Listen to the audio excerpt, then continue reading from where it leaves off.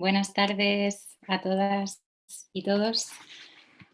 Chicas, si queréis ya poneros el audio, creo que estamos ya en línea correctamente. Bueno, bienvenidas a la segunda Hola, buenas actividad de... tardes. bienvenidas a la segunda actividad que hemos organizado con motivo del 8M desde Podemos Castilla-La Mancha. Esta actividad en concreto está organizada por nuestras compañeras y compañeros de Rebeldía Joven Castilla-La Mancha. Muchísimas gracias, chicas y chicos, por acompañarnos aquí y por haberos currado esta charla informal que vamos a tener. Quería también recordaros que tenemos un montón más de actividades, que tenéis en nuestras redes todo el calendario y que os invitamos a seguir participando. La próxima después de esta será el próximo fin de semana, si no me equivoco, sí, donde contaremos con un cineforum con el colectivo de mujeres trabajadoras del hogar, territorio doméstico, que nos hablarán de sus luchas y veremos con ellas el documental que han creado. Y nada, yo voy a ser muy breve, os presento a mis compañeras hoy aquí de esta charla. Están conmigo Martina García Anguita y Anaís López Barriga. Ambas son estudiantes. Martina además es concejala en el municipio de Marchamalo y Anaís acaba de empezar a trabajar. Así que bueno, creo que son la viva imagen de una juventud que no se parece en nada a ese imaginario colectivo que nos quisieron vender desde el Partido Popular de los ninis. Aquí nuestra juventud no solo estudia y trabaja, sino que además se implica políticamente para cambiar las cosas y bueno, creo que es necesario que lo reconozcamos primero de todo. Me gustaría que alguna de vosotras, si os apetece, nos comentéis primero, antes de empezar, qué es Rebeldía Joven Castilla-La Mancha o Rebeldía Joven. Pues si queréis, lo comento yo. Para nosotros Rebeldía Joven es, son los jóvenes es un colectivo estigmatizado por todos que piensan que no luchamos por nuestros derechos y somos un grupo que estamos cansados de cómo se nos trata y cómo se nos ve en la sociedad y nos hemos reorganizado para luchar por todos los derechos desde educación, sanidad, medio ambiente, etcétera. Mm, y, mm, y también que juntos tenemos un pensamiento común de progresista en el cual queremos que acabar con lo que tenemos ahora mismo de cómo se nos ve y, y no y también mm, joder. Y Yo creo que lo has explicado genial, ¿eh? O sea, no sé sí, si se puede simplemente. añadir más, porque vamos, ya con eso, menudo trabajazo. No, bueno, muchísimas gracias Martina, muchísimas gracias Anaís. Yo, si queréis, pasamos ya a empezar No, y es verdad. ¿sí? ¿Os parece? Bueno, pues os cuento un poco. Habíamos puesto como título a esta actividad Mujeres feministas a través de la historia, pero en realidad vamos a hablar de bastantes más cosas y no vamos a hacer un recorrido histórico, si es lo que esperabais, de la historia de las referentes feministas en sus distintas olas o del feminismo, sino que vamos a tratar de recoger, digamos, como referentas, y Martina y Anaís han hecho como, bueno, una selección de personajes femeninos y de mujeres históricas y de nuestra actualidad también, que para ellas suponen un referente en la lucha feminista o simplemente un referente de mujeres. Y entonces vamos a hablar un poco de todo eso. No solo vamos a hablar de historia, vamos a hablar también de mitología, vamos a hablar de cómo la historia y la mitología han reproducido un sistema de dominación patriarcal y machista que nos coloca a las mujeres siempre en determinadas posiciones o directamente nos invisibiliza y nos borra. Y de esto va a tratar el día de hoy. Esperamos que os guste y sobre todo esperamos que compartáis con nosotras por el chat todos esos referentes y referentas que vosotras también tengáis para poder debatirlos luego juntas cuando terminemos esta primera ronda, digamos, de personajes que ellas han seleccionado. y podamos hablar un poco de más, ¿no? Y nada más, yo, si queréis empezamos, chicas, ¿os parece bien? ¿Sí? ¿Estamos listas? Estamos listas. Venga, pues voy a compartir, comparto pantalla con... Ay, Samu, me tienes que dar otra vez acceso a compartir pantalla. Perdonad los inconvenientes de la tecnología y la virtualidad. Cuando esté me dices, vale, ahora ya. Muchas gracias. Un segundín. Esto y ahí vamos. Bueno, pues ya estaríamos. Nada, yo quería decir lo primero, que de lo que vamos a hablar antes de nada va a ser de mitología y bueno, de simbología, de cómo las mujeres han sido tratadas en la mitología. Y me gustaría empezar diciendo que, bueno, que en general cuando hablamos de mitología, yo no soy experta en mitología, pero hablamos de construcción cultural, ¿no? De un pueblo o bien de una religión, y que por tanto siempre la mitología reconstruye el relato de un determinado mandato social, de una determinada época, y que la mitología pues también, como no podía ser de otra forma, ha reproducido también esa cultura patriarcal que cala hasta nuestros días, ¿no? Porque aún se reproduce ese imaginario colectivo sobre determinadas mujeres, que normalmente suelen ser también mujeres poderosas. Así que nada, yo no me rollo más y le doy pie ya, creo que a Anaís, si no me equivoco, que ha seleccionado la primera de las mujeres en la mitología que a ella le parecía interesante. Bueno, pues yo voy a hablaros de Medusa. Mucha gente a lo mejor la conoce por ser un monstruo, por ser una de las firmas de Versailles, siempre Medusa en el plato dorado, pero en realidad es un mito, no existe o creemos que no existe, pero como mito su función es didáctica, enseñarnos algo, y el mito de Medusa ahora mismo, a los años que han pasado, sigue pudiendo explicarnos algo, que es el tema de las violaciones.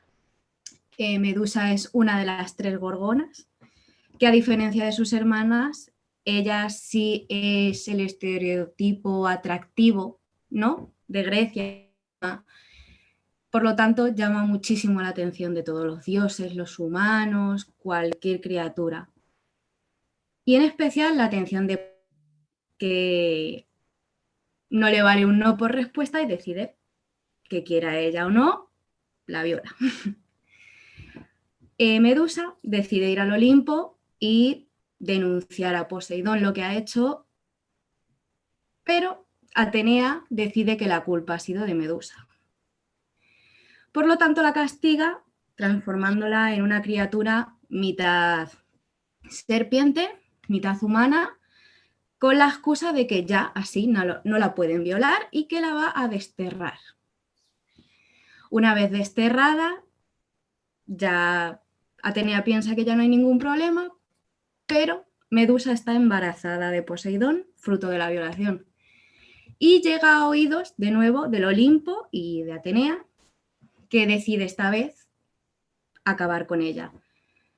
Y engaña a Perseo diciéndole que si la mata, le recompensará. Mintiéndole, diciéndole que Medusa es una criatura, que es un monstruo, que es una asesina, que es muy agresiva y que hay que matarla.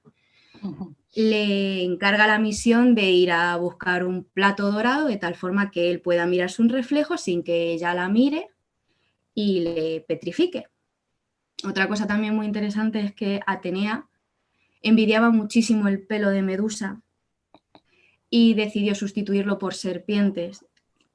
Quiso quitarle todo lo que fuese atractivo en ella, también un poco por dar a una mujer con otra. Entonces Perseo va con su plato dorado y mientras duerme Medusa, la decapita y la mata a ella y a su bebé. Así que creo que este es un mito muy bueno que a día de hoy sigue pasando, ¿no? La víctima de la violación nunca es el agresor, el culpable, sino la víctima. ¿Cómo podemos buscar culpabilizar a la víctima? Revictimizar además normalmente.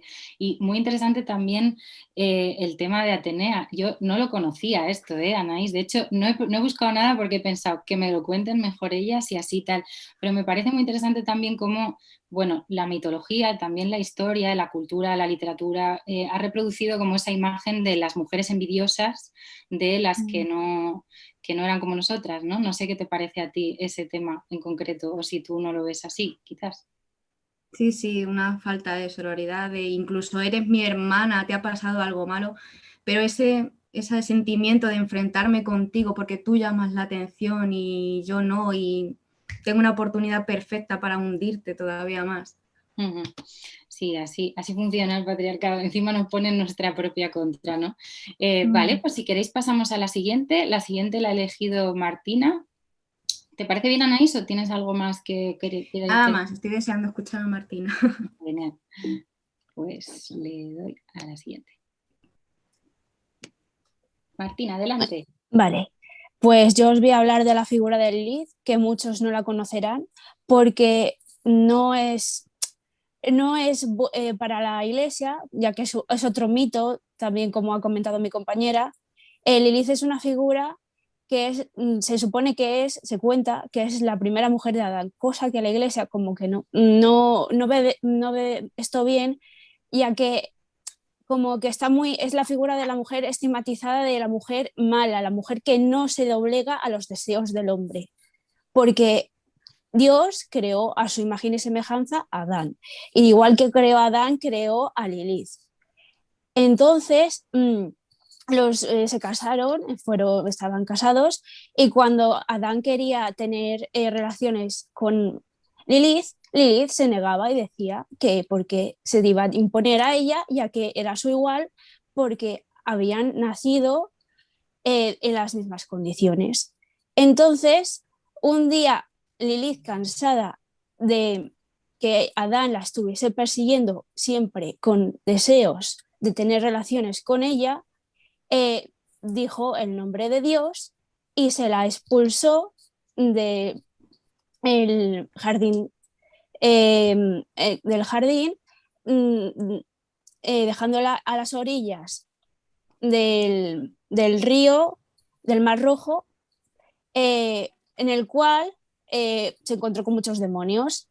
Entonces, como que se dio a la lujuria y de ahí nacieron los Lilims, los hijos de Lilith.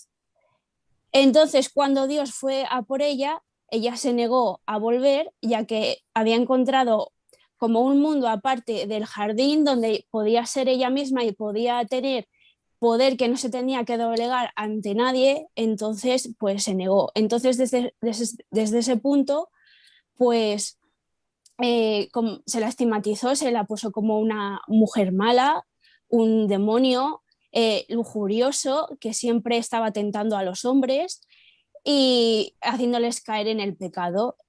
Entonces, como bien ha dicho mi compañera, este mito, igual que el suyo, nos enseña a que siempre las mujeres, si no se doblegan ante los deseos del hombre, se las estigmatiza y se las encasilla en que son malas, en que incitan a la lujuria, incitan al hombre, y nunca es el hombre el que tiene la culpa, sino siempre la mujer. Totalmente. Y así termina el mito. Sí, muy interesante, ¿no? Además que parece que las mujeres, bueno, las mujeres libres en general no gustan mucho a la mitología tampoco. Es como, si no haces lo que yo quiero o si no te comportas como yo quiero, efectivamente vas a ser al final la loca o la lujuriosa o la, yo qué sé, en fin. Pues muchísimas gracias, chicas. Pues si queréis pasamos ya a los personajes históricos. Ahora ya sí, no vamos a hablar de mitología, sino de personajes que existieron en realidad.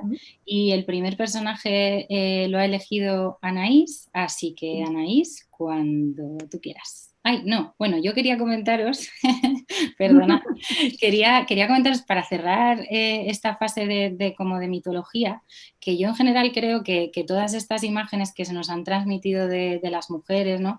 Reproducen como de las mujeres libres, que la mitología odia bastante y que eran poderosas, que al final reproducen esta idea de la femme fatale, ¿no? Que se ha reproducido masivamente en la literatura, en la pintura, en fin. Y este es uno de mis cuadros favoritos, es el retrato de Sonia de Clamerí, que lo pintó, claro, un hombre, que es Anglada Cameraza, y que, bueno, aún siendo Sonia de Clamerí una mujer, bueno, era marquesa, si no me equivoco, o condesa, y la retrató así, ¿no? Que la retrató como casi una serpiente con esa figura, pues sí, ¿no? De serpiente prácticamente como la mujer fatal que no era, ¿no? Porque, bueno, pero se nos pinta así, se nos sigue tratando así, sobre todo si eres una mujer poderosa o que se sale de los cánones escritos. Pues nada, ahora ya sí, pasamos a la historia. Anaís, adelante. Ah, yo quería comentar también en esta parte histórica, perdonad, bueno, que la historia efectivamente necesita una revisión total y que se está haciendo. Yo creo que ahora por fin encontramos otro espacio también en la historiografía. Hay muchísimas historiadoras que están recuperando a mujeres que la historia había borrado. Ahí sí que ha habido un borrado de mujeres absoluto o cuasi absoluto, desde las imágenes de los libros de textos de las mujeres cocinando las sopitas de mamut en la cueva, que parece que hasta ahí llegaron también los estereotipos de género, cuando ya sabemos hoy por estudios arqueológicos que no fue así, que las mujeres no cocinaban la sopita de mamut en la cueva, sino que hacían igual que sus compañeros el resto de tareas para mantenerse con vida, como la caza o cualquier otra. Y nada, yo os recomiendo solo, así como un pequeño matiz antes de empezar este libro, esta enciclopedia ilustrada de mujeres, que es de María Bastarós y Nacho Segarra, y que tiene unas ilustraciones preciosas de Cristina Daura, y al colectivo Gestóricas, que es un colectivo de historiadoras, de mediadoras culturales, que se encarga precisamente de hacer esta revisión de la historiografía y de dar a las mujeres como el lugar que se merecen también en nuestra historia. Y ahora ya me callo y ya, Anaís, sí que sí, te dejo empezar. Vale, muchas Cuéntanos, gracias. ¿quién has elegido? Bueno, pues me gustaría hablaros de Cleopatra, pero no la Cleopatra del cine o de la literatura que os ha podido llegar a todos, que es una Cleopatra pues con todos los estereotipos físicos que se nos hacen atractivos, que sería que fuese alta, que fuese delgada, también por las películas, cómo se la representa. Mucha gente cuando le hablas de Cleopatra piensa pues en una arpía, ¿no? En una mujer súper fría, súper calculadora, que se pasaba el día en una bañera con la leche de burra. Pues siento romperos esto, pero esa Cleopatra no ha existido nunca. Cleopatra era muy atractiva, pero no atractiva en el sentido físico, sino en el sentido pues de que era una auténtica estudiosa. Estudió medicina, filosofía, química, matemáticas, oratoria, hablaba 5 idiomas. Wow. Vamos, era increíble. Con solo 15 años ya hablaba 5 idiomas y se pasaba el día en la biblioteca esta tan famosa de Alejandría que se perdió. Y los problemas de Cleopatra empezaron desde muy joven, que se tuvo que ir al desierto desterrada, ya que cuando ella ascendió a faraona, una parte del reino se volvió contra ella y apoyó a su hermano para que él fuera el rey y no ella como mujer. Entonces se tuvo que ir un par de años al desierto hasta que, ya desesperada, viviendo en el desierto, os podéis imaginar, con las tormentas de arena, el calor, sin comida ni agua, no teniendo ni 18, volvió y justo dio la casualidad de que en Egipto estaba César. La suerte fue que se gustaron, vamos a decirlo así, y César le devolvió a Cleopatra su puesto como faraona. Pero aquí es donde empieza la leyenda negra, por desgracia, y es que, bueno, Cleopatra y César, vamos a decir que eran como marido y mujer, y ella estaba embarazada.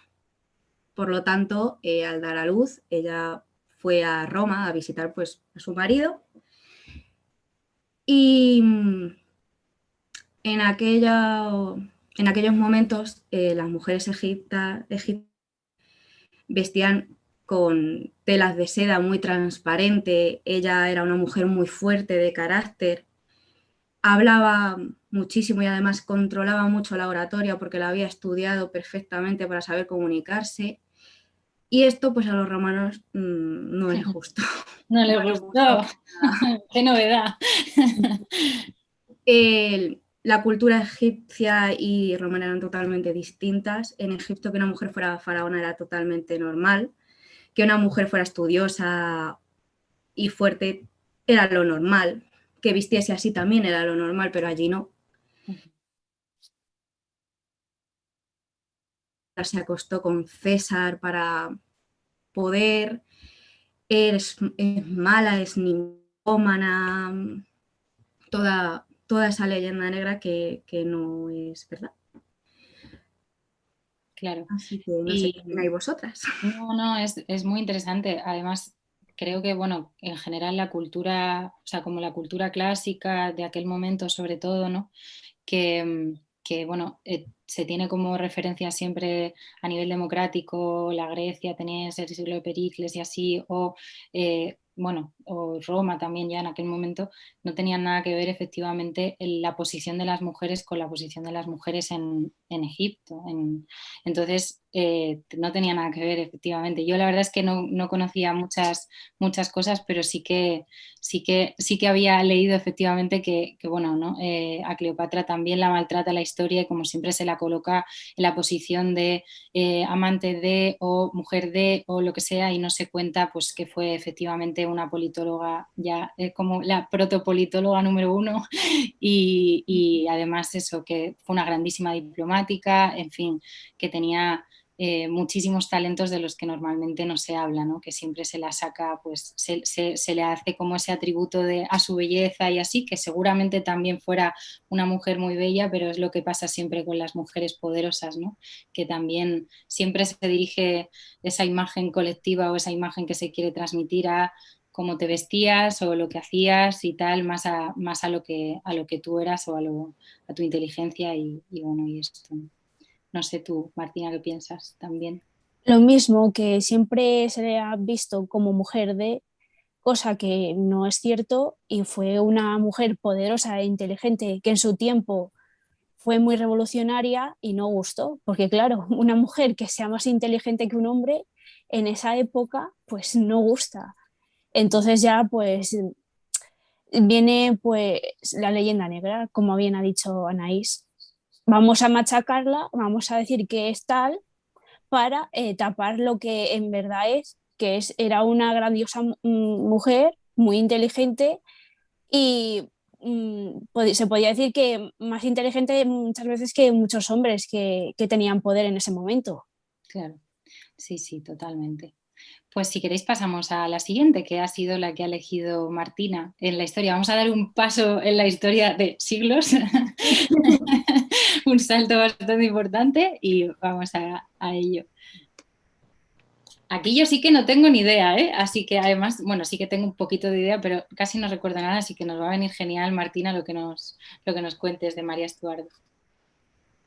María Estuardo fue la cuarta hija del rey Jacobo II y María de Guise de Francia y Jacobo II de Escocia, rey de Escocia. Fue su última hija, que por desgracia, según pensaba su padre, fue una desgracia que naciese niña, ya que él quería un heredero. Como no en esa época, siempre se prefería tener un heredero varón al trono. Entonces nació María y a los pocos meses de nacer María, su padre murió, dejándole coronando la reina de Escocia a los pocos meses de edad. María, desde bien pequeña, estuvo prometida en varios matrimonios por su madre, María de Guise.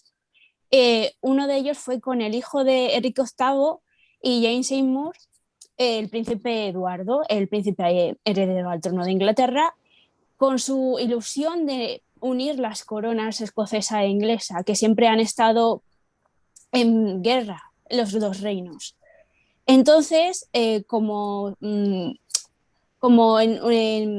va a repetir muchas veces, su madre, María, rompe el matrimonio y emprende una guerra contra los ingleses que pone en peligro desde bien pequeña a su hija María. Entonces lo que hace es enviarla a Francia para protegerla de los ingleses y también unir las coronas escocesa y francesa, ya que se promete a Francisco de Valois, en ese entonces, que era delfín de Francia, el hijo de Enrique y Catalina de Medici.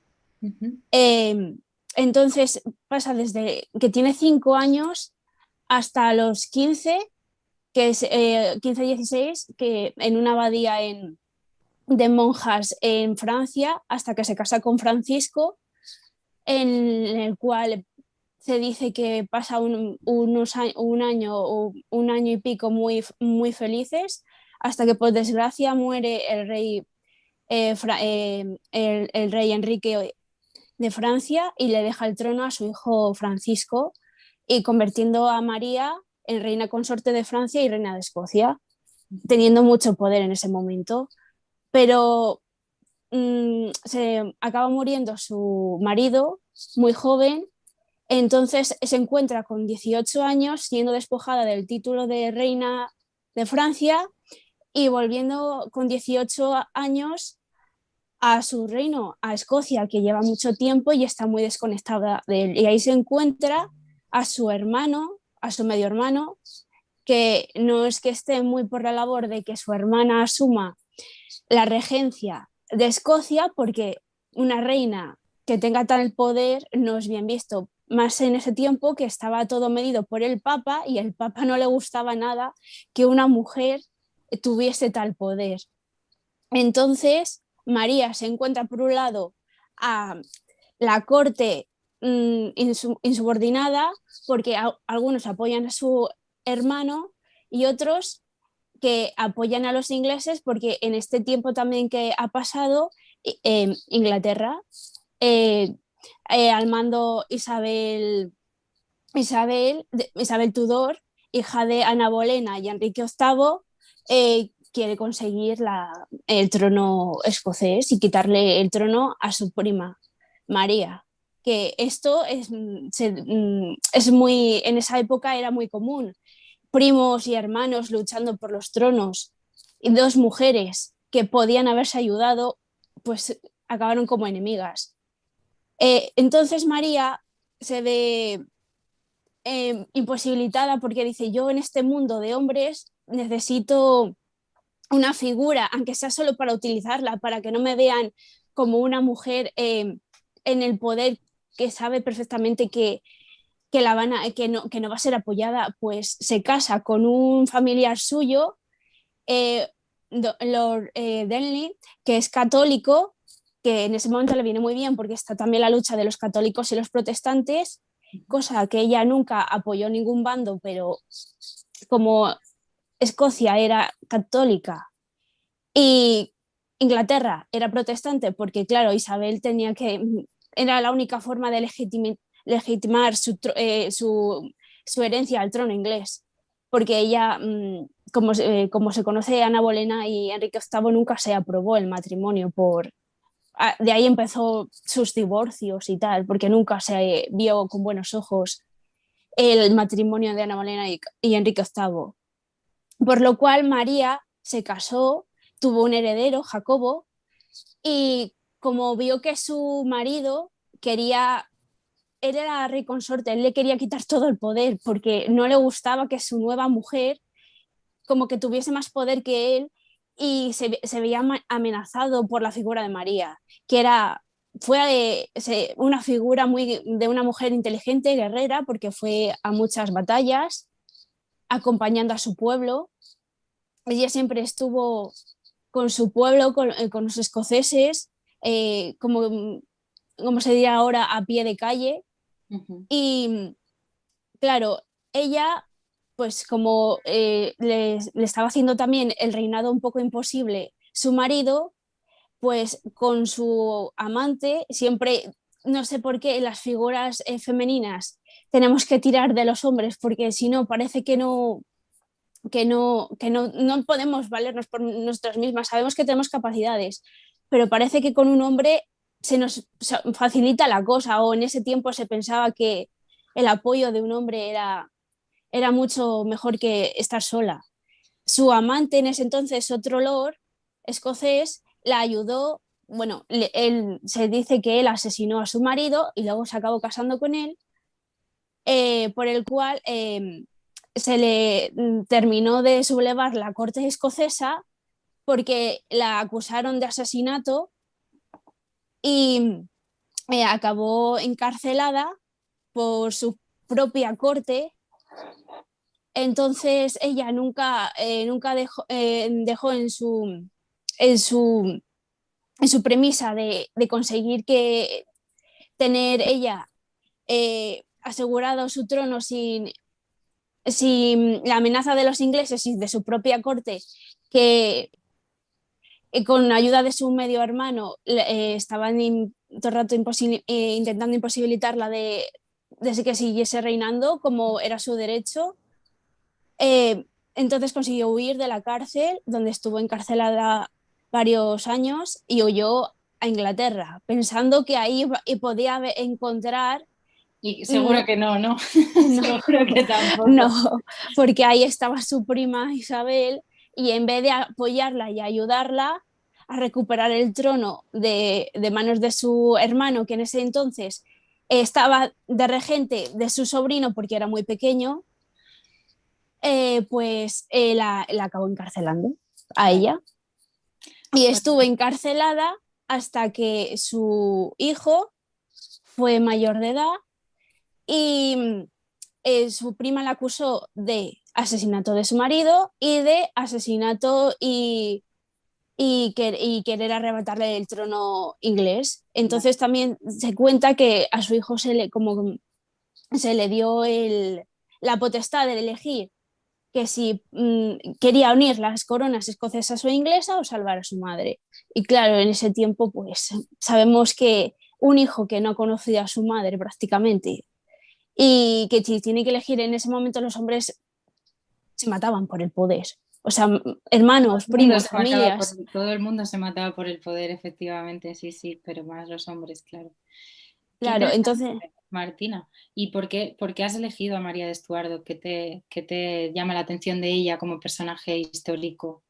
Porque la verdad, yo no soy muy de iglesia, pero la verdad es que en ese tiempo el Papa como figura que era muy importante, María como que se salió de los carriles y fue a por todas, en plan, a mí me importa poco que el Papa me legitime o que me apoye o cualquier cosa, yo voy a luchar por mi pueblo, por mi corona, por mi heredero.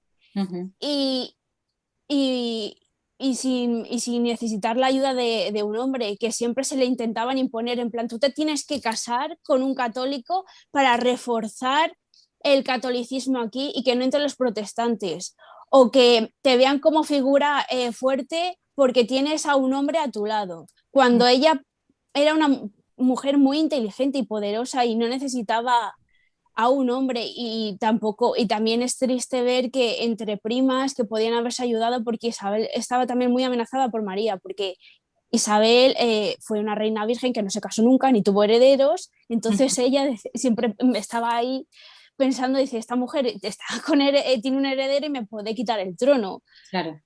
Entonces, bueno, pues... Sí, es un poco, batallas familiares en las coronas, siempre ha habido. De todas maneras, es interesante también, creo, sobre todo o sea, creo que es que, bueno, que se le puede atribuir a este personaje, a María Estuardo, que yo sinceramente tampoco conozco mucho su historia, pero creo que en general a muchas otras mujeres con poder, ¿no? Que siempre pensamos, wow, pues las reinas, tal, no sé qué, por lo menos ellas, ¿no? Como podían un poco más quizás salirse de los carriles, como tú has dicho hace un momento, o intentar imponerse su poder, pero muchas veces ni siquiera el poder de las mujeres, bueno, de las reinas, era de ellas mismas, ¿no? Muchas veces, efectivamente, como tú bien has dicho, estaba supeditada siempre a los hombres, a los hermanos, a los padres, al marido en un momento, y efectivamente, si no te casabas, de poco servía que tuvieras una corona, o si no dabas un heredero, de poco servías como mujer, ¿no? Porque era Sí, el único lugar ahí reservado para nosotras. Pues muy bien, pues y sí que también acentuar que en esa época está muy bien visto que los hombres tuviesen muchos amantes siendo reyes, pero cuidado que una mujer tuviese como siendo reina un amante, que rodaban cabezas muy ¿Eso deprisa. creéis que eso pasa ahora todavía?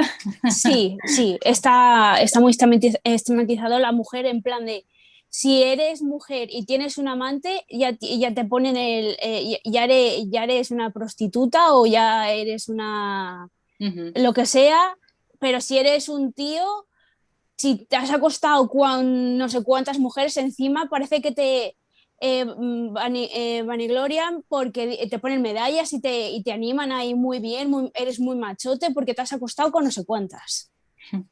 Sí, tú también, ¿qué piensas tú de esto, Anaís? Me imagino que coincidirás con nosotras también. Efectivamente coincido, pues es que es un poco lo de siempre, aunque hayan pasado tantos años es que se sigue en algunos aspectos la cosa. Sí, totalmente, ¿no? Esa imagen desgraciadamente ha llegado igual a nuestros días. Pues si queréis pasamos a la siguiente personaje que habéis elegido, o personajes Adelante. en Sí. plural. Vale, pues venga, Anaís, preséntanos. ¿A quién nos traes ahora? Bueno, imagino que habréis visto o habréis oído la serie tan famosa de los Borgia. Yo la verdad es que no la he visto. Yo sí la he visto. Ahí yo creo que está muy alejado, ahora nos contará Anaís, muy alejado de la realidad, la verdad. Cuéntanos, Anaís, cuéntanos. Pues sí, lo siento, pero al igual que Cleopatra os voy a romper otro mito porque la Lucrecia de Borgia de la televisión y de los poemas y el teatro no existió jamás. Lucrecia de Borgia es pues una de las hijas de Alejandro VI, el Papa, que hasta que subió a la categoría de Papa, pues Lucrecia fue pues, una niña feliz, criada por otras personas ya que su madre no la crió.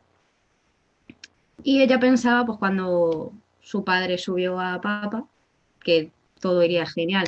Lo que no contaba Lucrecia es con que, desgraciadamente, al ser una de las únicas hijas del Papa, que sería usada como moneda de cambio sexual a cambio de poder y tierras. Ya que la familia Borgia, pues os podréis imaginar que eran muy agresivos, eran una auténtica mafia dentro del Vaticano, mataron a muchísimas personas y enfrentaron a otras tantas. Básicamente Lucrecia fue usada para que el Papa y su hijo César consiguieran poder. Quisiera ella o no, sé que el primer matrimonio que tuvo fue con Juan Esforza. No duró casada más de un año, ya que nunca consumaron el matrimonio. A ella la enseñaron que como mujer tenía que complacer al marido y por mucho que ella lo intentaba, evidentemente ese matrimonio era para conseguir poder y ya está. Porque en esos entonces casarte con la hija de Alejandro VI pues te daba un poder inmenso, pero cuando al Papa le dejó de interesar, quisiera Lucrecia o no, el matrimonio se acabó, alegando pues que como no había habido una consumación, pues pidieron la anulidad. El problema es que Juan Esforza, al ver que había perdido, esos privilegios de ser el marido de Lucrecia, extendió el bulo de que Lucrecia se acostaba con su padre y se acostaba con su hermano. Y esa leyenda negra de Lucrecia era una ninfómana, se acostaba con todo el mundo, con sus propios parientes, envenenó. Un escritor llamado Francesco Matarazzo en sus libros llegó a decir que era la mayor puta de Roma. Vaya, y qué eso, bien. que no se había acostado Qué bien. la pobre. Un señor llamándonos putas, qué cosa. No se había acostado con nadie, pero era pues la mayor. Qué bien, qué bien. Entonces, ella enfadada vuelve a un convento, no quiere saber nada de su padre, de su hermano, de estos tejemanejes que tienen a costa suya, y conoce a un chico joven al igual que ella, se enamora y tiene un... Ella está feliz, pero su hermano César se entera y, como podréis imaginar, asesina a este chico, y Lucrecia, sabiéndolo, no puede hacer nada, por lo que tiene que volver al castillo con ellos obligatoriamente. Encuentran a otro candidato para un intercambio de tierras y un intercambio de poderes, que es, a ver, era Alfonso de Este, sí, exactamente. Y Lucrecia aquí tiene un poquito de felicidad, ya que es un chico joven al igual que ella y sí que la quiere. Aunque el matrimonio fuese por intercambio de poder, ellos sí se querían, sí estuvieron muy enamorados. El problema es que, porque como podéis imaginar, una vez recolectado el Papa y César los bienes, ya no pensaba que siguiera casada con él, y la mejor manera fue matarle a él también, ya que así solucionaban las cosas. Vaya. Entra en una depresión tremenda, como os podréis imaginar, ya cansada de ser una moneda de cambio sexual, sin opinión y sin nada, escapa con otro hombre llamado Alfonso. Tiene que salir de su ciudad a escondidas para que no conozcan tanto el Papa como su hermano a este hombre, y por desgracia pues no le queda mucho, 8 veces, pero muere en el octavo parto, y es lo que queda de Lucrecia. La pobre no llega a vivir muchos años felices, aun ya habiendo conocido a una persona y lejos de la familia Borgia, muere. Wow, madre mía. Yo Es conocía, una historia un poco triste. yo conocía el personaje de Lucrecia de Borgia sobre todo como mecenas del arte, pero no tenía, o sea, sí sabía que se la había utilizado como moneda de cambio y demás, que no es nada raro, efectivamente, porque a las mujeres se nos ha tratado así durante muchos siglos, casándote, ¿no?, de unos a otros y así hasta que ya no interesa. Y me interesa muchísimo esto, sobre todo, ¿no?, como esas mujeres moneda de cambio y la imagen de la linfómana construida a partir bueno, de ese mismo producto que ellos habían generado, ¿sabes? Que es como, vamos a ver, o sea, me vas vendiendo de señor en señor y luego además soy una linfómana, ¿no? Es como, bueno. Es que era más fácil atacar la imagen de la hija que la del Papa y la del hermano. Entonces, Claro. las mujeres siempre somos el blanco más fácil de crítica. Está claro, siempre se nos va a mirar a nosotras con una lupa bastante, bastante diferente. Jo, pues muchas gracias, Anaís, por la presentación. Pasamos si queréis o quieres comentar algo más todavía de Lucrecia de Borgia. No, nada más. Yo creo que ya me he extendido bastante. Oye, a las que nos estáis viendo, porfa, irnos dejando comentarios de, bueno, referentes o qué pensáis sobre estas mujeres que nos están presentando Anaís y Martina, ¿vale? Y así podemos luego tener también un debate o hablar de otras figuras que para vosotras sean interesantes. Pasamos, venga, seguimos. Y ahora ya otro salto histórico bastante importante, porque además ya dejamos como las fronteras fuera de las fronteras y venimos a nuestro país, y tenemos a Clara Campoamor. Contadnos sobre Clara Campoamor, perdón. Bueno, pues no sé si lo sabéis, pero ahora que se acerca el 8M, Clara Campoamor es una de las mayores feministas españolas, ya que gracias a ella conseguimos que la mujer votase. Y fue la primera diputada española y para mí es un auténtico referente porque nació en una familia que era pobre por desgracia. Ella siempre quiso estudiar, pero tuvo que dejarlo para trabajar de costurera y cuando por fin pudo estudiar se sacó el bachillerato, se sacó derecho y empezó, vamos, por todo lo alto. La primera mujer que se subió a la tribuna de oradores, que no es poco en esos entonces. De hecho, causó muchísimo revuelo, incluso entre sus compañeros, ya que mucha gente no quería que la mujer votase porque no querían que ganasen unos o ganasen otros. No querían concedernos el voto, no por el hecho de ser personas, sino por interés político, ¿no? Porque no ganase a lo mejor la derecha o ganase la izquierda. Y aún con todo lo que consiguió esta mujer, aún después de haber conseguido el voto de la mujer, se la echó en cara que por su culpa la izquierda perdiese, ya que la culparon de que por haber dado el voto a la mujer, ellos habían perdido.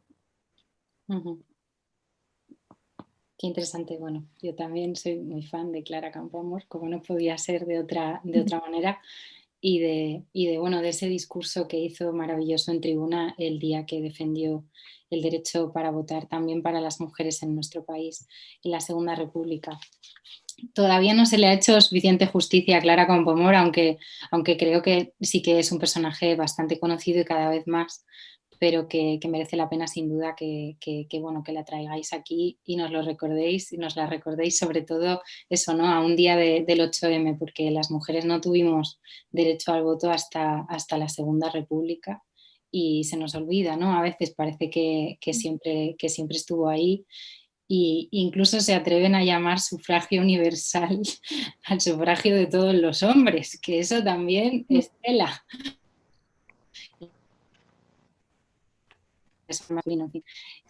Pues nada, pues muchas gracias. No sé si quieres añadir algo más, Martina, tú también sobre Clara o queréis contarnos algo más.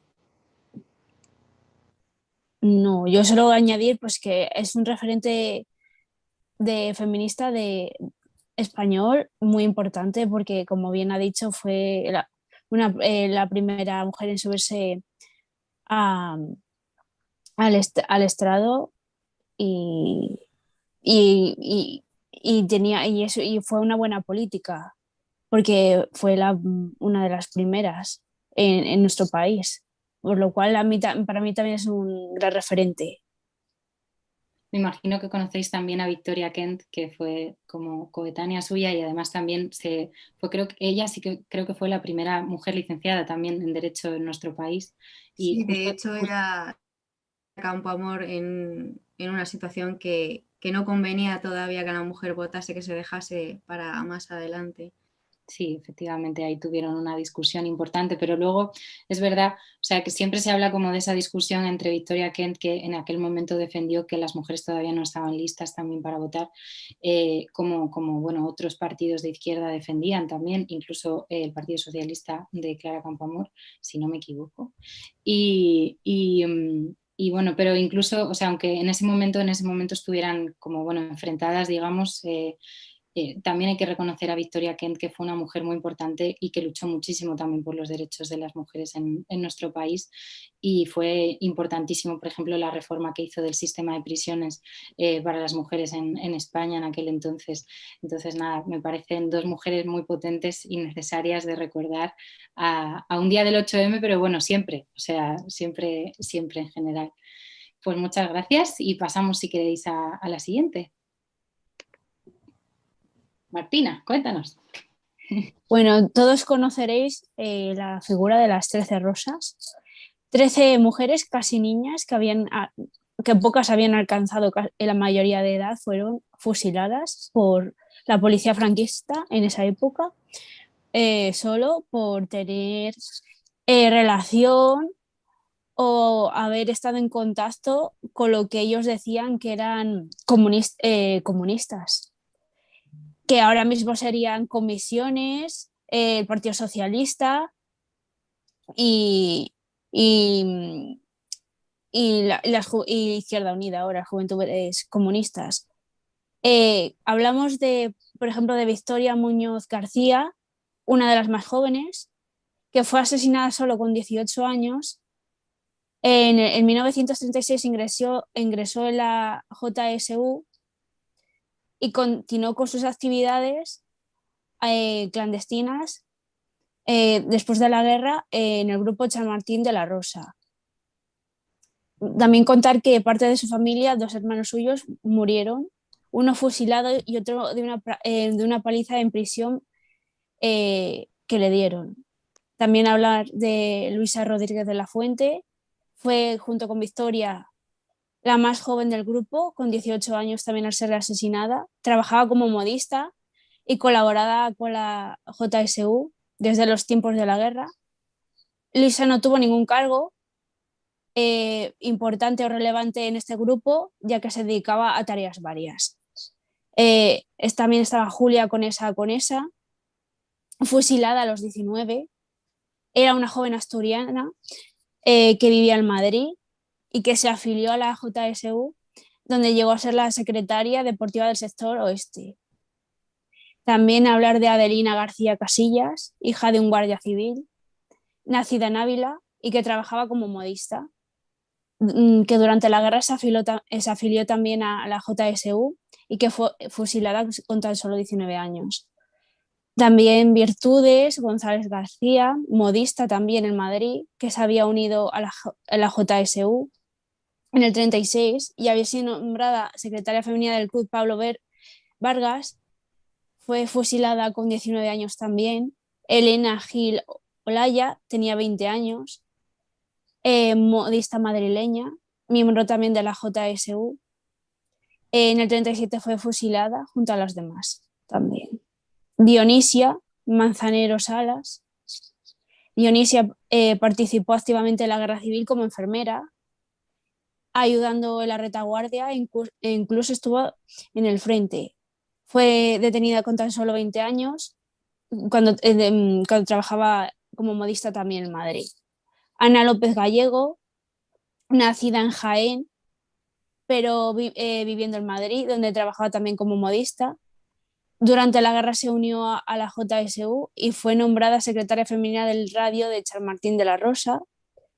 Murió con 21 años. Tuvo una muerte cruel, ya que no murió a la primera carga.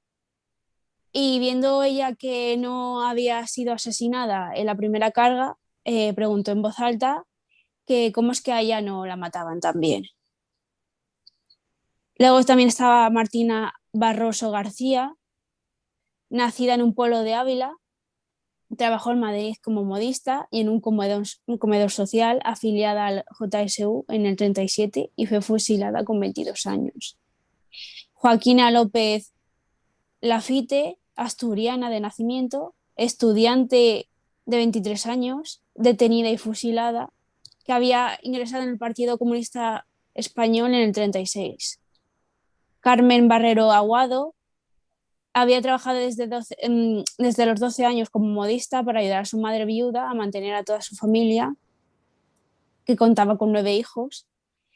Fue durante la guerra militante del Partido Comunista.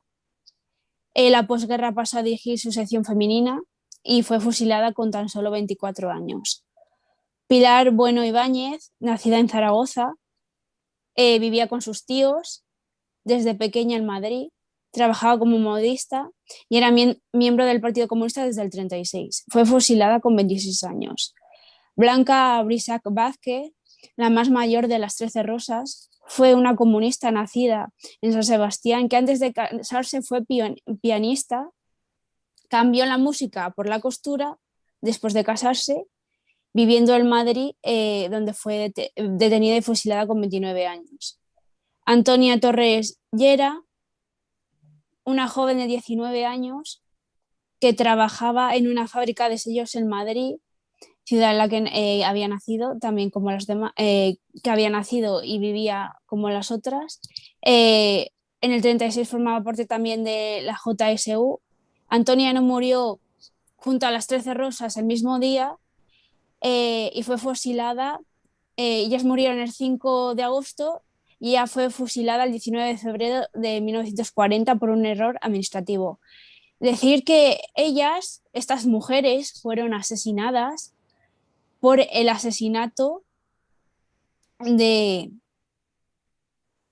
de una pareja y su hija, eh, de, eh, de, su- eh, de un comandante de la Guardia Civil junto con su hija de 19 años, y por lo cual el, la policía franquista tomó represalias eh, con el, tomó represalias cogiendo a gente que formaba parte o tenía afiliación con el grupo de la JSU, y con ello pues eh, como dando pie o afirmando o permitiendo que gracias a que habían asesinado al comandante de la Guardia Civil podían asesinar a estas personas, ya que según ellos eran los culpables cuando ellos ni siquiera tenían nada que ver con dicho asesinato. También quiero comentar que fue un triste suceso, ya que fueron unas mujeres jóvenes que en esa época tenían, se podría decir que estaban implicadas por una parte en ayudar a la gente, ayuda social, y que tenían un poco de conocimiento de la política en aquella época y no les gustaba y querían cambiarla. Lo cual en esos tiempos de dictadura era imposible que una mujer que encima quisiese cambiar las cosas, pues, y más según estaba todo, que la mujer ahí, como bien se ha comentado en papeles posteriores, la mujer estaba relegada a ser figura de ama de casa, y si no estudias y no estás casada, o sea, si no estudias y no pues tu papel es tener hijos, ser ama de casa y poco más. Y vemos que en este papel pues eran mujeres muy trabajadoras, muchas con carreras, enfermeras, pianistas, con estudios, que lucharon por su país o intentaron cambiar el sector donde vivían, y por ello pues fueron victimizadas injustamente Asesinadas, sí, y sí, asesinadas. asesinadas por ser mujeres que lucharon contra el fascismo hasta que, bueno, finalmente ganaron la guerra, ¿no? Y Sí, efectivamente mataron y llevaron a cabo, pues eso, un exterminio absoluto de todo lo que no fuese favorable al régimen fascista que Franco instauró en nuestro país, ¿no? Muchas gracias, Martina, por este ejercicio de memoria, que además creo que es muy necesario, porque hay también, dentro de la memoria histórica, incluso también quizás las mujeres no tienen tampoco el papel que se merecen, y también quizás ahí hay que hacer todavía un esfuerzo mayor por recordarlas. Efectivamente, las 13 rosas, como dice la placa que está puesta ahí en su honor en el cementerio de la Almudena en Madrid, dieron su vida por la libertad y por la democracia de todas, ¿no? Y intentaron efectivamente, como muchas más, desde su posición, la que fuera, obreras, en fin, militantes, bueno, estudiantes, en fin, desde cualquier profesión y desde cualquier ocupación, cambiar el país por algo mejor, ¿no? Desgraciadamente se encontraron enfrente a un fascismo que odiaba a las mujeres y odiaba a todo lo que supusiese libertad, ¿no?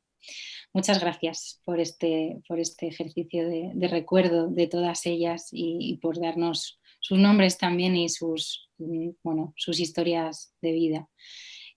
Pasamos, si queréis, ya a la época actual. No sé si, Martina, si se te ha quedado algo más que quisieras comentar o... sí, también comentar que la ultraderecha hace poco intentó empañar el nombre de las 13 rosas diciendo que eran unas violadoras y, no sé, y unas asesinas, cuando muchas eran niñas. Y esto es una barbaridad y una cosa muy seria, porque están jugando con un legado que, que histórico que quieren manchar y quieren machacar y quieren que desaparezca o si no desaparece, ensuciarlo tanto y degradarlo tanto que la gente piense cosas que no son y que no tienen nada que ver. Totalmente de acuerdo.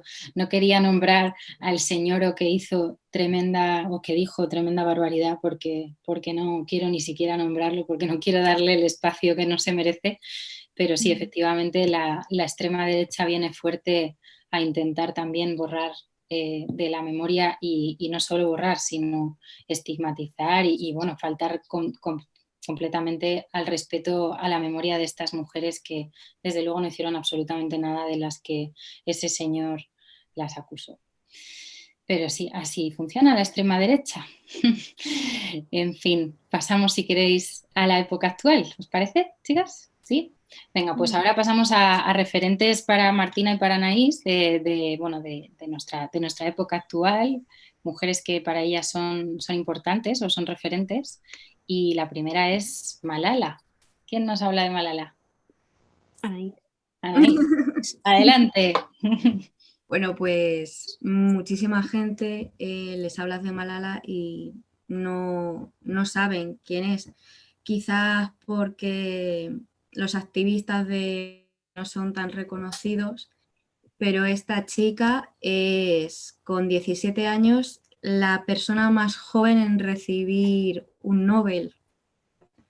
Y es un auténtico ejemplo de lucha por tus principios, aun teniendo quizás la sombra de la muerte, de que te asesinen, que asesinen a tus padres, a tus amigos, en donde vives. Y creo que eso es algo que tenemos que reconocer, el que una persona vaya a muerte literalmente por sus principios y que no la acobarde el miedo. A los 10 años esta chica ya hablaba 3 idiomas, sus padres dirigían una red de colegios en Irán y ella iba siempre al colegio, al igual que los demás niños, pero como ya sabes, ahora mismo en esa zona se hicieron con el poder los talibanes y prohibieron cualquier ejercicio de actividades culturales y prohibieron a las niñas ir al colegio. Por lo tanto, estaba castigado con la muerte. Aún así, Malala y más niñas siguieron yendo al colegio en secreto y ya ella desde entonces daba debates, daba charlas sobre derechos humanos y activismo, pero de manera secreta. Empezó a recibir muchísimo reconocimiento, empezó a salir en la tele iraní y esta atención fue muy buena por una parte, pero muy mala porque la encontraron finalmente los talibanes. En una mañana yendo al colegio en un autobús con más niñas, entraron y preguntaron por Malala, la encontraron y recibió 3 en la frente. Y contra todo pronóstico sobrevivió.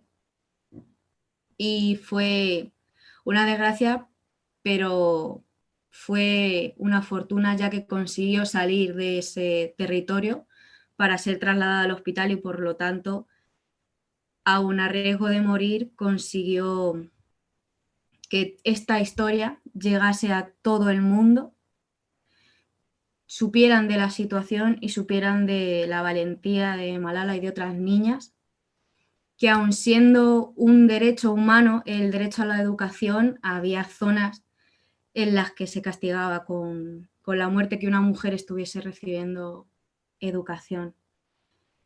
Gracias a esto ahora Malala tiene una fundación junto con su padre sobre la educación de las niñas y sigue trabajando con muchísimos territorios de Irán porque esta situación pare y por los refugiados de estas áreas en las que los talibanes tienen el poder. Interesante. Sí, Malala sin duda es un referente por la lucha, ¿no?, del derecho a la educación en igualdad de las niñas en el mundo, y efectivamente ha hecho mucho trabajo por eso y sigue haciéndolo. Por eso también se le reconoció el Premio Nobel de la Paz, que yo creo que ha sido uno de los mejores Nobeles de la Paz concedidos en los últimos años, porque también se ha concedido el Nobel de la Paz a según qué personajes que igual tampoco, bueno, ahí también podemos debatir otro día sobre esto. ¿Por qué te parece a ti especialmente interesante su papel, Anaís, como mujer joven? Por esa rebeldía de decir, no me vas a quitar mi derecho y si lo tengo que pagar con la muerte, lo pagaré con la muerte, ya que ella siempre dijo que era su derecho y que iba a ejercer su derecho y así lo hizo. Pero podría haber muerto y yo creo que el que te amenacen de muerte y no te hagan cambiar de idea, tener esos principios tan férreos es algo que hoy en día poca gente tiene, que cambiamos de idea a veces según la situación, y tener un referente así, sobre todo para las mujeres que somos jóvenes y que somos estudiantes, es admirable. Claro que sí. Muy bien, Anaís, pues muchas gracias por presentarnos Gracias. también a Malala. ¿Paso? ¿Os parece? ¿Paso a la siguiente? ¿Sí? Venga, pues adelante. Bueno, yo os voy a hablar de Greta Thunberg, que muchos ya conoceréis porque ha salido en las noticias como una de las oradoras en la última cumbre mundial del cambio climático.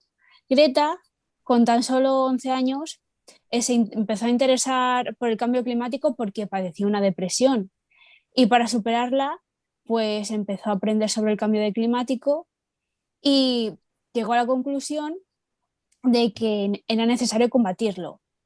Entonces ella, solo para que sus padres dejasen de consumir carne, y hizo una huelga de hambre. Entonces sus padres, al ver que su hija estaba tan metida y con unos principios tan férreos, pues dejaron de consumir carne, también dejaron de usar el servicio de transporte como es el avión para reducir la huella de carbono.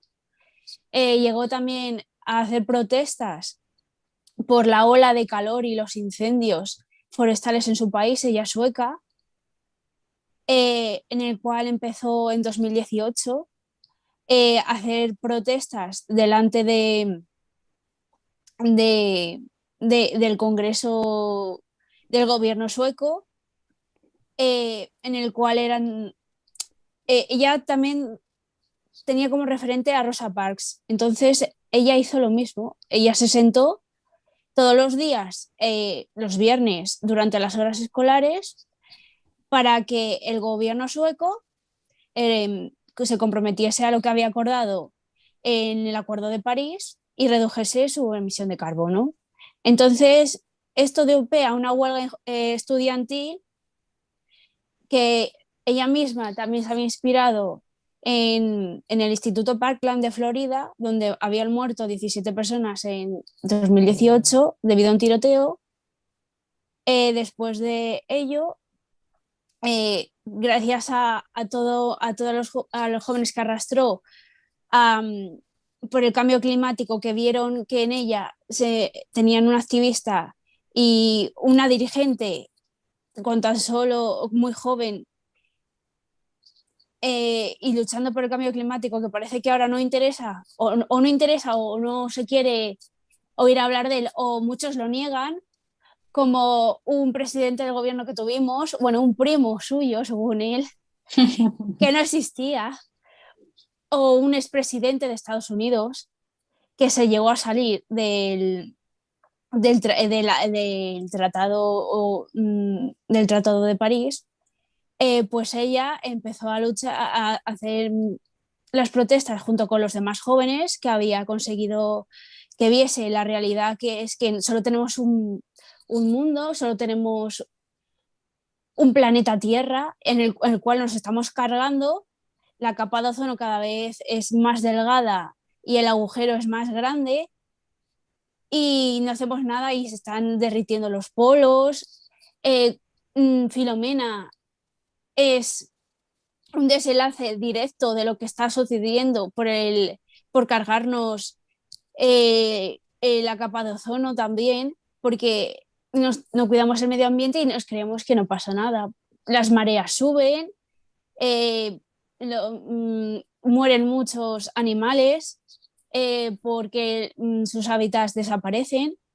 Entonces, todo ello también, como todas pensamos o tenemos este conocimiento, Greta, como llegó a donde llegó, que fue una figura que hasta recibió premios y se la galardonó con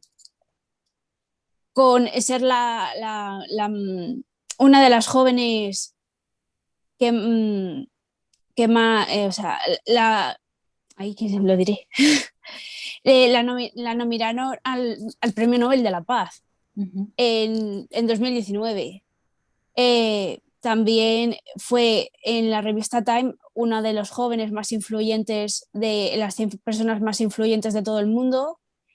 Llegó también a estar en la última cumbre en la cual ella habló y expresó sus sentimientos y lo que pensaba y lo que pensamos la mayoría, para así entrar en razón a los países y que cumpliesen los tratados acordados, lo cual se llevó a la pobre un chasco después del viaje porque ella se negó a viajar en, en avión y tuvo que coger un barco de vela, creo recordar, en tren, creo que también fue el último trayecto que, como bien sabéis, la última cumbre se realizó en España y ella mandó su mensaje, pero parece que a muchos países no les interesa porque no se adherieron a él todos los países, en cual no, la cumbre no salió fructuosa.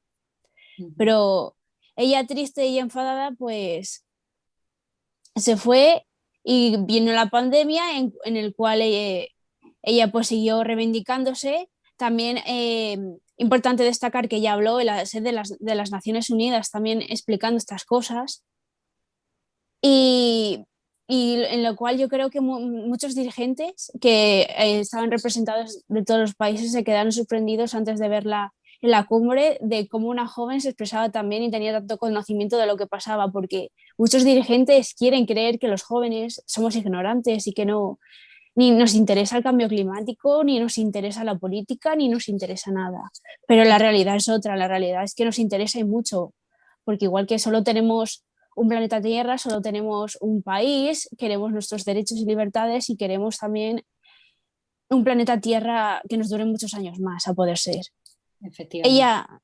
Ella siguió reivindicándose, en el cual se acabó la pandemia y pues ella volvió al colegio donde es una de las mejores estudiantes y seguro que estudiará alguna carrera relacionada con esto y yo espero que sí porque es una gran activista y yo la admiro mucho con lo joven que es. Muchas gracias, Martina. Yo creo que en general, bueno, Greta Thunberg ha sido un ejemplo con un valor incalculable a nivel de ser capaz de fomentar un activismo a nivel global de los jóvenes contra el cambio climático, ¿no? En la lucha contra el cambio climático. Y debemos reconocérselo. Además, como tú bien dices, es una gran oradora también y creo que el mensaje ha sido capaz, bueno, ella ha sido capaz de hacer llegar su mensaje a lo largo y ancho del planeta, entonces es fundamental que se lo reconozcamos y efectivamente, como tú bien dices también, no por el hecho de que sea joven no tiene las cosas claras, sino todo lo contrario. Además, muchos señores mayores deberían escucharla y bajarse un poco bueno, de esos lugares desde los que nos hablan a veces. Pues muchas gracias. Si queréis pasamos ya a la última y vamos cerrando también para que la gente nos comente, si nos quiere comentar algo también. Y ahora también os paso como os hago las preguntas que nos han ido llegando, ¿vale? Vale. Animaros a comentar, por favor, que si no se nos va a quedar como una cosa así como muy a tres y mejor que sea con más personas. Venga, pues terminamos con bueno, yo adoro a esta mujer que viene a continuación, también, para mí también es una gran referente hoy, sin lugar a dudas. Y bueno, adelante. Alexandria Ocasio-Cortez, muchos a lo mejor no sabéis quién es, otros a lo mejor la habéis visto en la tele. Es una congresista, es la congresista más joven de los Estados Unidos, cosa que sorprendió allí a mucha gente porque nadie daba un duro por ella, porque aparte de ser joven, es de una etnia que está muy estigmatizada en los Estados Unidos, porque como bien sabéis, ellos solo quieren que predomine la raza blanca, porque ni los negros, ni los latinos, ni los asiáticos, ni nada de eso les interesa. Ellos solo quieren los blancos. Entonces ella ganó, estuvo muy en disputa su puesto de congresista por un candidato republicano que era potente y aún así consiguió su puesto en el Congreso, siendo con 28 años la más joven. Viene de una familia, podríamos decir, obrera, porque ella no es que sean ricos sus padres, su padre murió y su madre hizo de todo lo imposible para que sus hijos estudiasen y tuviesen un plato de comida. Ella misma lo ha dicho, dice, mi madre fregaba los suelos, conducía autobuses, atendía el teléfono, hizo cualquier cosa que necesitásemos.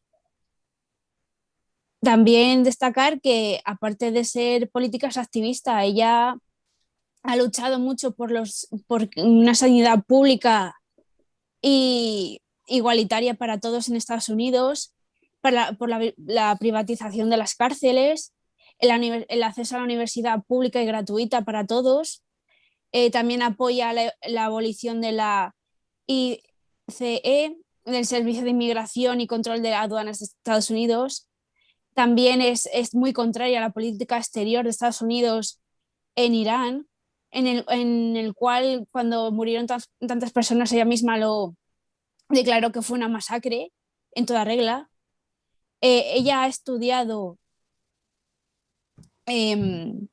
economía, fue una de las mejores de su promoción, y también destacar que antes de ganar el puesto de congresista ella era una trabajadora de comida rápida. Ella fue una persona normal, o sea, no tenía un trabajo lujoso ni nada, porque como bien he dicho, su familia no es que fuese poderosa ni nada.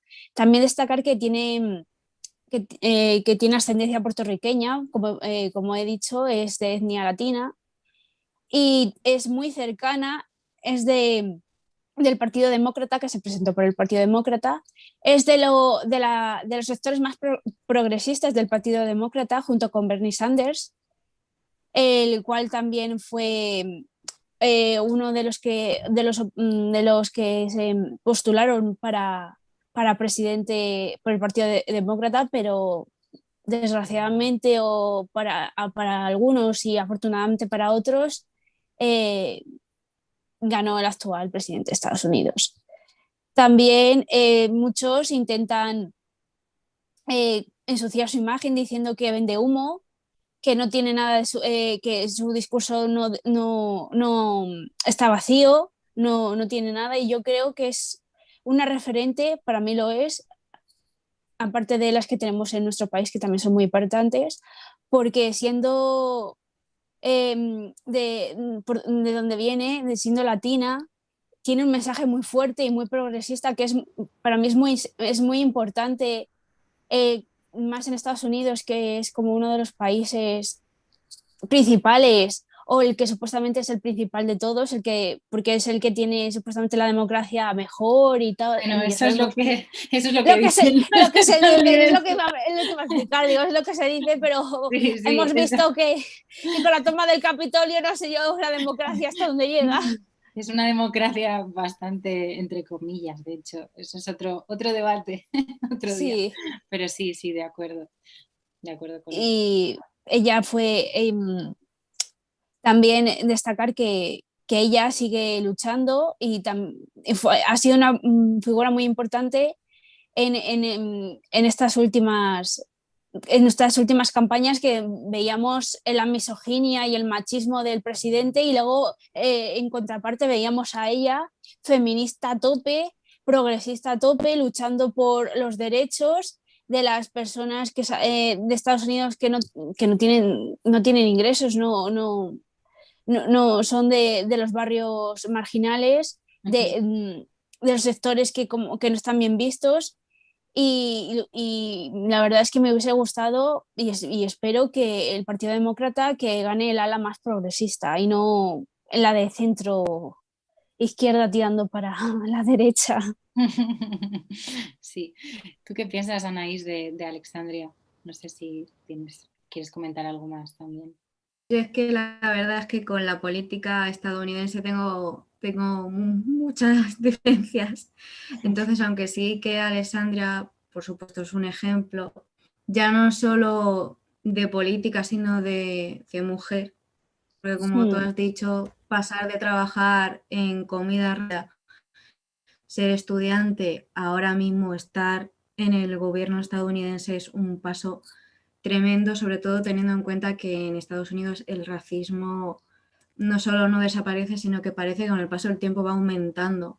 Sí, y el tener raíces latinas la podría haber supuesto un problema, pero no se dejó vencer, sino que siguió adelante y a lo mejor incluso con más fuerza.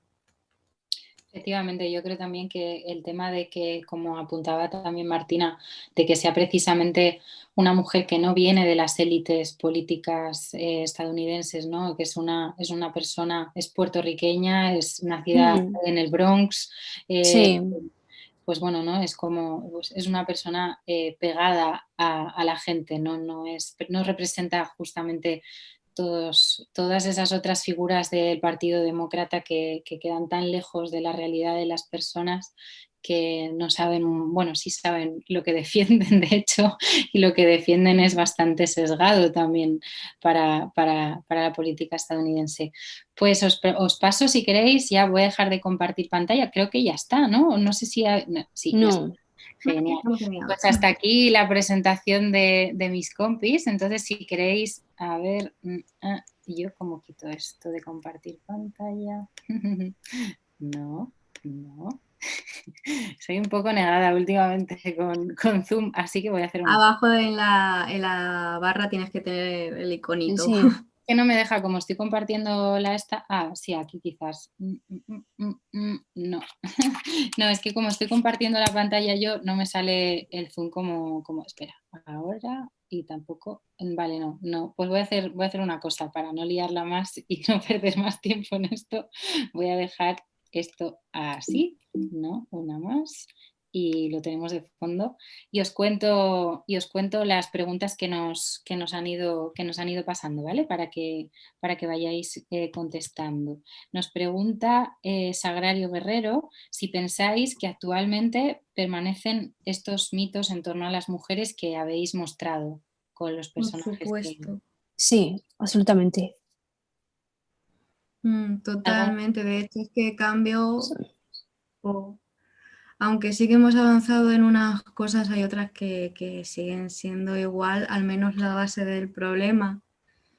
Y aunque dice que ya nos han concedido algunas cosas que qué más queremos, pues nos queda muchísimo. Y el que nos hayan concedido algunos derechos, que es que no quiere decir que ya tengamos que parar y tengamos que callarnos, sino que queda un largo camino que espero que en algún momento de la historia nos miren y digan, madre mía, todo lo que pasó y tuvieron que luchar para que ahora mismo ya estos problemas no existan. Ahora, esto es lo que quería. Genial. Gracias a la persona que está aquí, al compañero que está aquí apoyando toda la parte digital. Perdón por ser un desastrito a veces.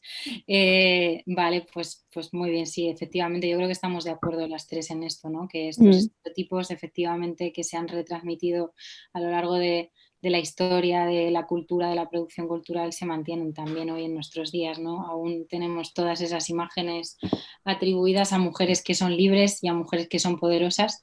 A las pruebas nos remitimos, ¿no? También a las críticas que hacen a las mujeres, a nuestras políticas, a Irene Montero, o sea, cómo las juzgan a ellas y no juzgan a los hombres, ¿no? Bajo el mismo rasero. También nos preguntan, bueno, nos dicen que Malala es pakistaní, que yo la verdad es que no estoy muy segura de lo uno o de lo otro, pero bueno, que lo comentamos por ahí. Y además nos dicen también bueno, que a Greta Thunberg, un poco en la misma línea, que también se la ha demonizado mucho en el último tiempo, ¿no? ¿Qué pensáis de esto? ¿Por qué es? ¿O por qué pensáis que es, de nuevo?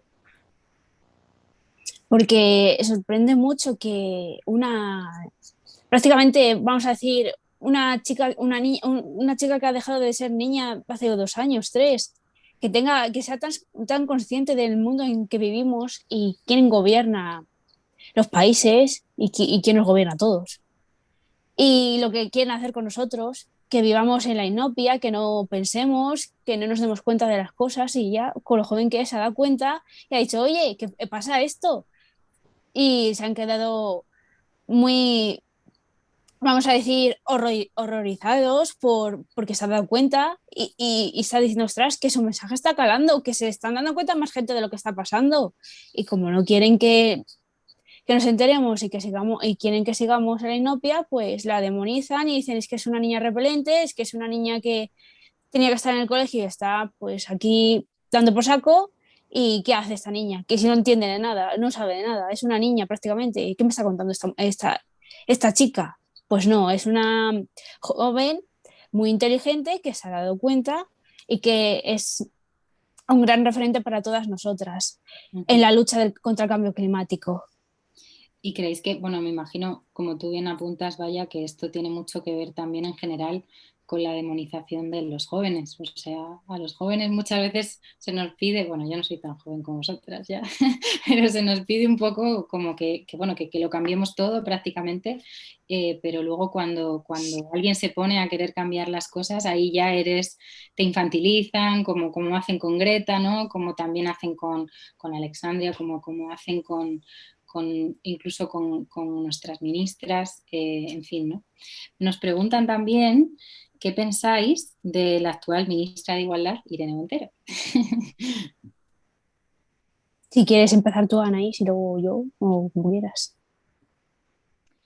Bueno, creo que ha molestado mucho, tanto como el Ministerio de Igualdad, tanto como que Irene haya mostrado quizás un poco más su faceta de madre y su faceta de mujer, ya que eso no se había mostrado antes y no ha gustado, se la criminaliza mucho por ser la pareja de Pablo Iglesias y la gente quizás pensar que tú no eliges a tu pareja puede ser vicepresidente, pero eso no te quita mérito de que tú tengas unos estudios y que tú has dejado el estar ahí.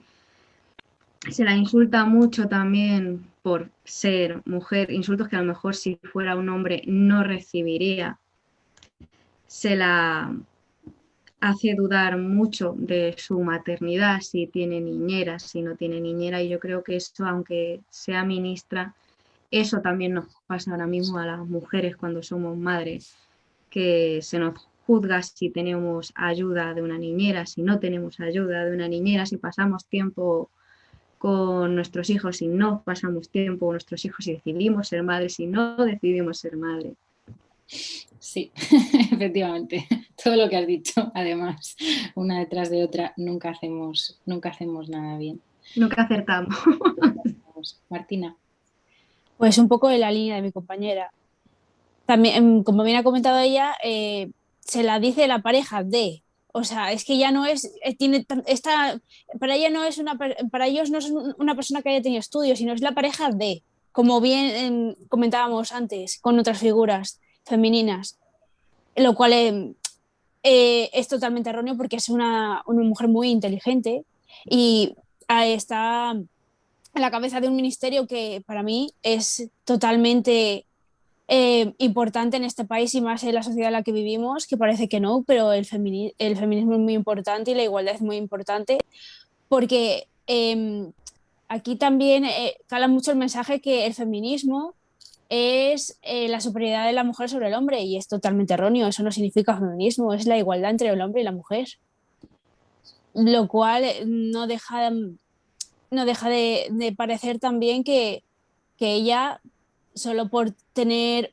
poder, entre comillas, ser joven, porque es muy joven, es una de, creo, no sé si llega a ser la ministra más joven que hemos tenido, no lo sé.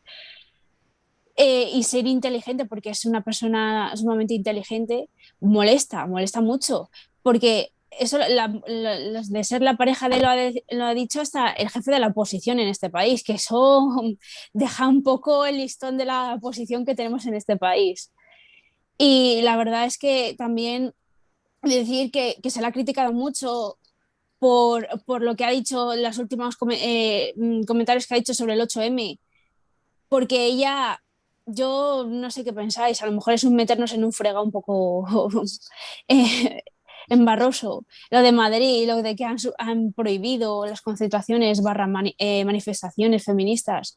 Yo creo que no ha sido por el tema de sanidad, sino porque se usa políticamente y eso molesta. Porque el año pasado, poco más que dijeron que incitaban a la gente, que es que, madre mía, el año pasado fue que incitaban a la gente a ir a contagiarse. Cuando tú te crees que fue la polémica de que fue ella junto con su hija. ¿Tú te crees que una mujer va a ir con su hija sabiendo que se va a contagiar? O cualquiera en su sano juicio sabe que va a ir y se va a contagiar? Pues no.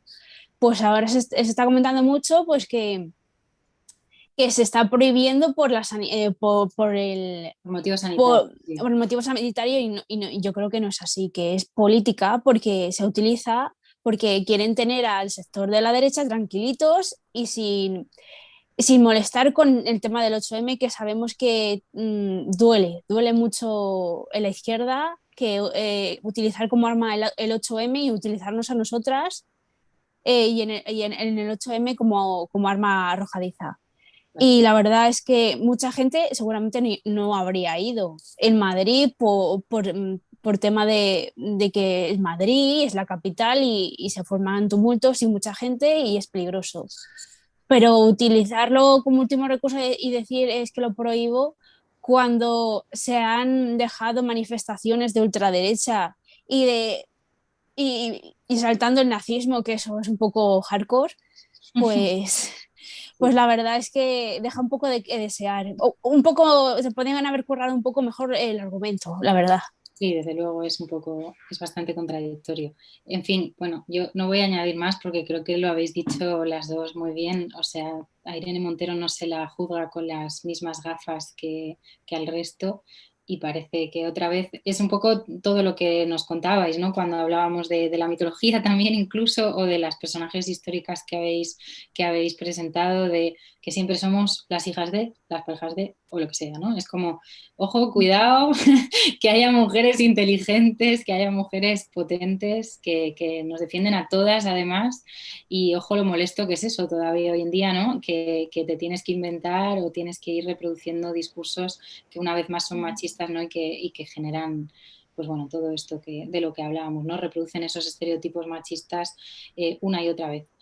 Esto me recuerda mucho a hace unos días que hablamos de que salieron en muchos periódicos digitales recordando la invención del wifi por una mujer y en todos los titulares ponía el wifi lo inventó una mujer, pero no vi por ningún sitio el nombre de la mujer, era la mujer. No, sí, eso también es muy habitual. Sí. Eso también es muy habitual. De hecho, no sé si, bueno, yo estaba mirando un ratito Twitter antes de conectarnos aquí y bueno, como el tema del día son la gala de los Goya de ayer, que por cierto, felicidades a las 3 castellano-manchegas potentes que ganaron Goyas en 3 categorías diferentes. Muchísimas gracias a todas por ser ejemplo para muchas. Que han hecho exactamente lo mismo, o sea, la prensa al final hace los mismos estereotipos y reproduce todo el rato lo mismo, ¿no? Que si Aitana, la novia de, que sí, en fin, esto que ya sabemos, ¿no? De cómo nos trata los medios a las mujeres, que sigue reproduciendo exactamente lo mismo. Tenemos otra cuestión más, no es una pregunta como tal, pero creo que va bastante bien porque lo habéis presentado también.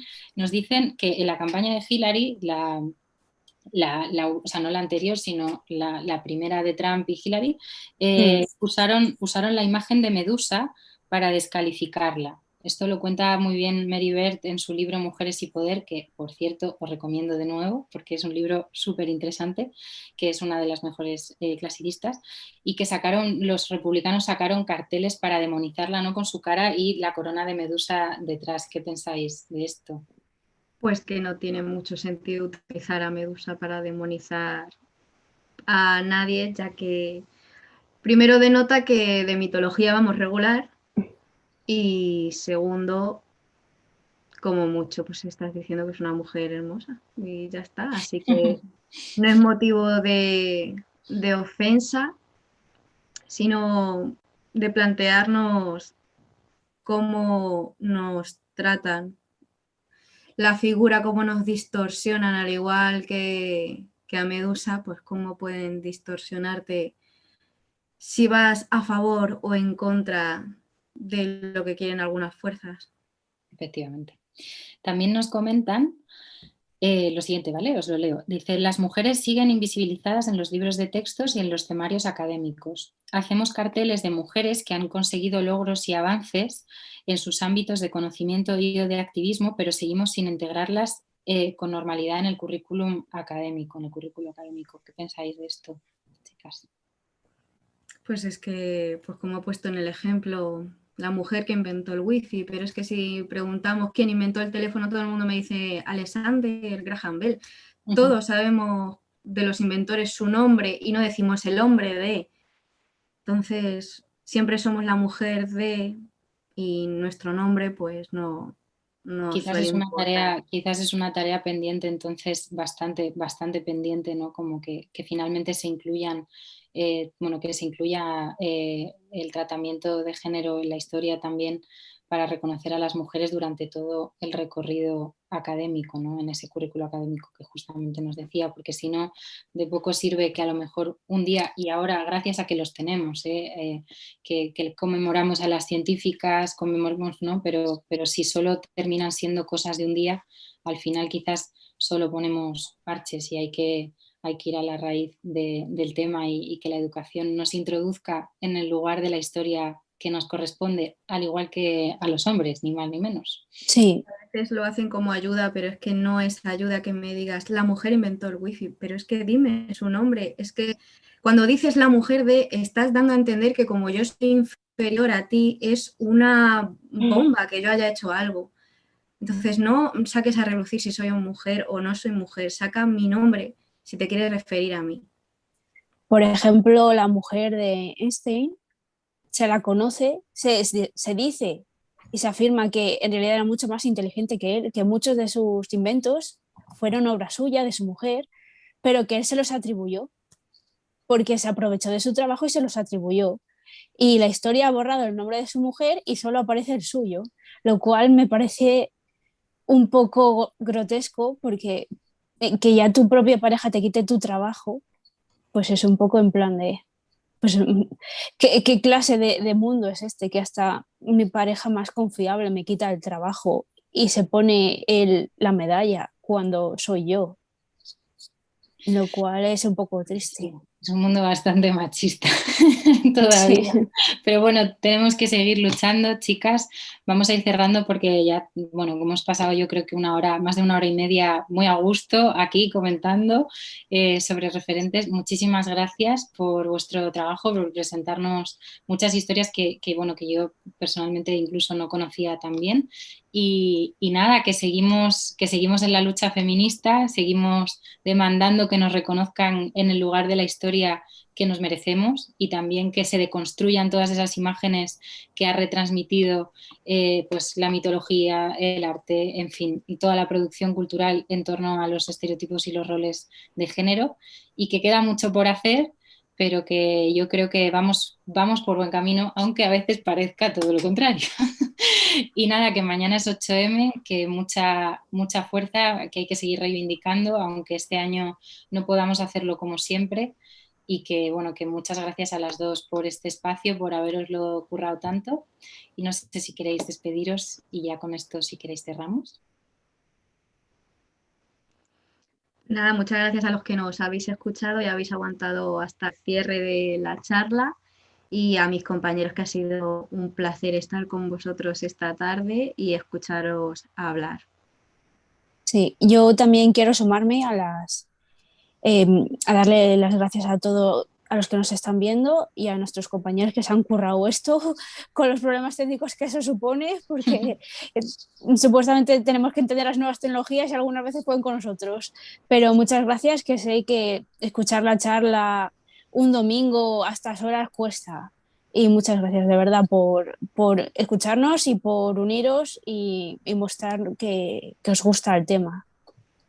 Muchas gracias. Pues nada, con esto cortamos, cerramos. Gracias por estar ahí y nos vemos en la próxima actividad del ciclo de actividades del 8M, el próximo sábado a las 6. Ya os tendréis más información por ahí nuestra en las redes para recordároslo. Gracias a todas y todos y nos vemos en la próxima.